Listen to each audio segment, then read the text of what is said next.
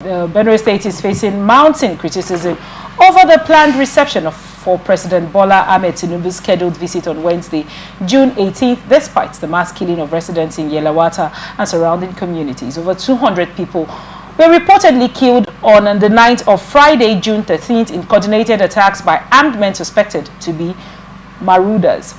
The tragedy has provoked widespread grief, yet the Benue State government has declared a public holiday and directed support groups to organize a colorful shoulder-to-shoulder procession to welcome the president. The government, through a statement by the secretary to the state government, Seremom Deborah Ambe, encouraged residents to come out en masse to honor the president's one-day visit. The gesture has generated sharp public backlash, particularly from grieving families and civil society voices who say the timing is insensitive. Social media reactions reflect growing discontent. Popular comedian Ife Wariboy, in a widely circulated video, criticized Governor Hastings' earlier decision, calling it a mockery of the bereaved. He said over 200 people killed, and the most important thing is celebrating a presidential visit.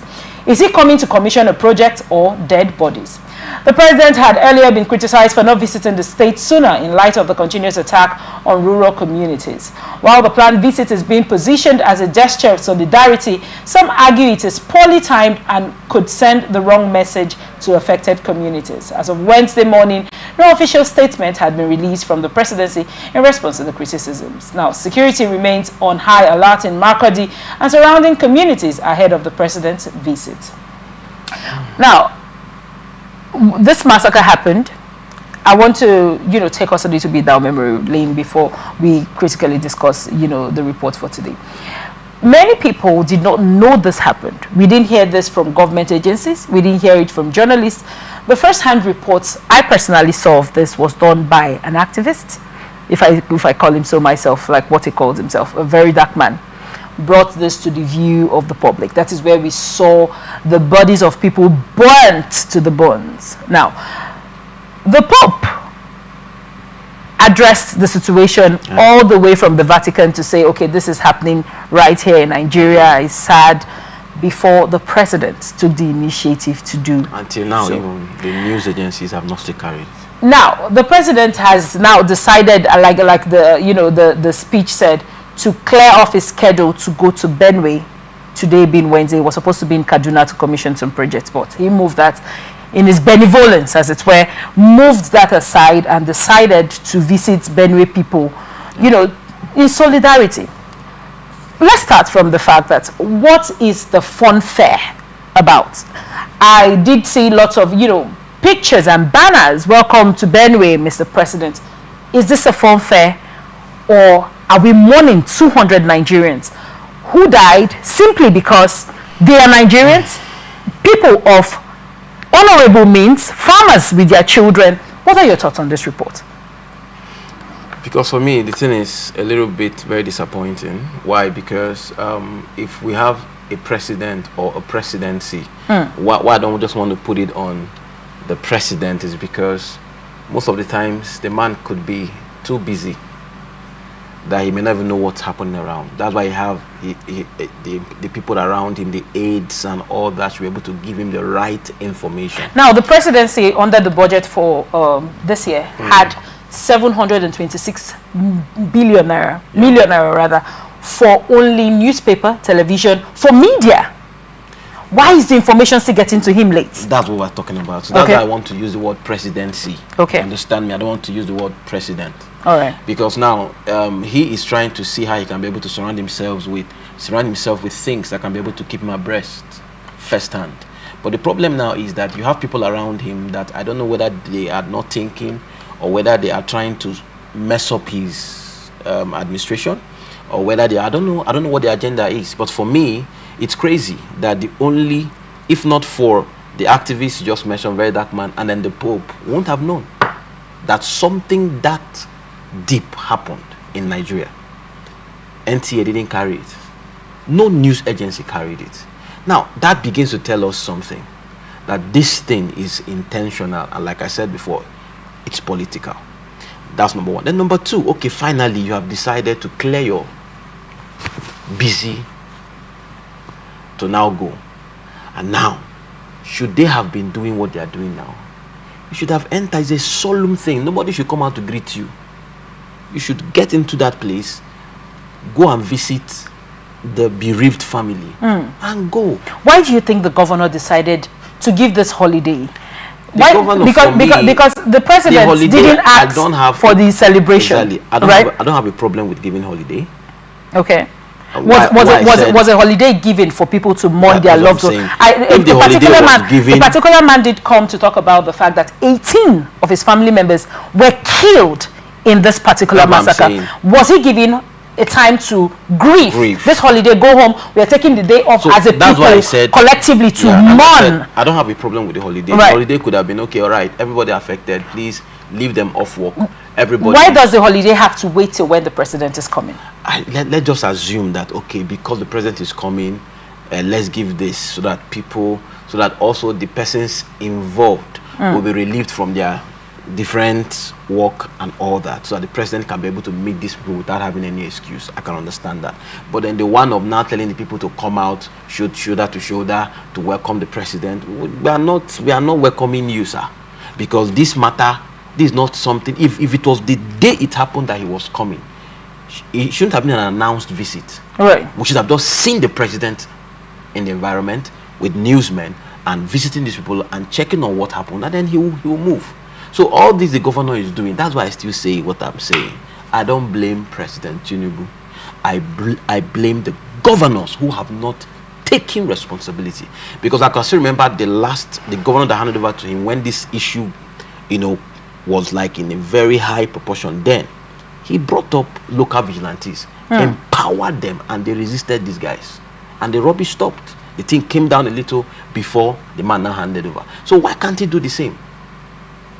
For me. Now, when you say why can't he do the same, I think a few weeks ago Governor Alia did come out, it was about a month or so, and said that he knows the people that are aiding these bandits. Why hasn't he named the people that he knows aiding this? I still say what I'm saying. These people should take responsibility. We can talk this matter till next year. Until, number one, elections are coming very soon. Right. If our people, for once, can tell themselves enough is enough, let's leave all this. That somebody said it doesn't matter what the people do, they will still rig it. I said it's not true. It's not true. I remember then in Apsu, when I was pastoring one of our churches in Apsu, there was this guy. Normally, when elections come, SUG elections come, the government will always have an interest of who becomes the SUG president. So they had a candidate. Okay. And there was this guy that was just the people's person. The guy was the candidate of the students. They didn't want this other guy. What happened? When the elections came, all the students, it was very obvious. As you enter to vote, as you're coming out, you are saying, I voted so and so. They sent military to supervise that election in Apsu that year. Now, because students knew what they wanted, as I'm entering, they were all echoing, now this person I vote. Now, when the military saw on ground that it was obvious that this guy won, right, they called, the government was like, no, they should announce this other person. All the students gathered there, told the military, kill us. But this school, there will be no APSU if this guy is imposed on us. There will be no school. We are ready to die. We are ready for this university to close up. All right. When the military saw the determination of the students, they had to call the governor and say, please, sir, this is our advice. If you want to do otherwise, do. But our hands are off. At the end of the day, the young man was giving that stuff. Why? Because the students were ready. They were not violent, but they were there. They didn't leave that voting place. All right. Military started throwing tear gas. You could see nobody left. When they saw that, no. Because they did that to incite the students to start being violent, so that they can now see reason to. Nobody moved. Nobody as much as even carried anything or shouted. Everybody sat on the floor. You cannot arrest that crowd now. You want to arrest the whole crowd. This is the whole school you want to pack to where now? You understand the point? Right. So if Nigerians can come to that point, that's happened before in a particular country. All of them, I've forgotten which country was that. The orange, they called it the orange something, I've forgotten. Now what did they do? The president that won, they didn't want him. They wanted the other person. They said, we know who we voted for. Just like in Nigeria now, everybody traveled to Abuja and just sat down at the Ego Square. Buses, everyone moved down to and just sat. And no, they didn't do. There was no protest. They just sat down there. Right. The police did all they did. They didn't move for days. The international community had to come into it. Finally, the guy had to step down. There was no violence. There was no fight. There was nothing. So for me, I think it's getting to that time when Nigerians will have to take back their nation. What do I mean by that? God, this is nonsense now. What is this? You know, I want to ask you, what would the president's visit in Benue do? Nothing. At this time. Do you think, I mean, people were clamoring for him to go to Benue. People were saying, I mean, why hasn't he gone to, check the situation there? Even though many people are of the opinion that he didn't have to wait for people to ask or clamor, right? But what do you think? His visit there, what do you think it's meant to achieve? For me, the fact that we even had to push him before he could even accept and then talk about clearing, for me, what is he going to do there? I don't know what he's actually going to do now. What is he going to do? So all over social media, I was on Twitter yesterday and I noticed that there's a trend currently ongoing about the Benue massacre where people have insisted that, I mean, people should be given arms. People should defend their land. I think he said something about endorsing that states should have state police now. Yes, they did come through state police, but many citizens are saying, allow people wield arms, allow people defend their lands, right? But Governor Alia did say yesterday that he's vying for state police and he doesn't want people to defend themselves. I want to take you back to our previous story a little bit. Now, this community in Enugu, they are complaining. They are right now crying. They're soliciting. Government, come and help us. They are killing us. You'll find out that there is no specialized visits to those people right now. There is no increase in security.